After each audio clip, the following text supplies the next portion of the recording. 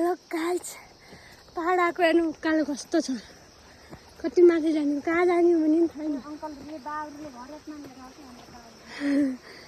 कति राम्रो भ्यू चाहिँ बब्बाल छ।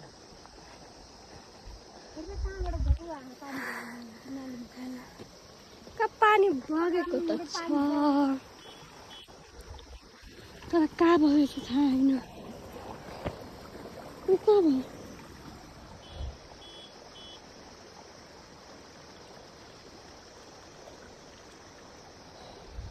खै हेर्नुहोस्, फेरि घर आउनु।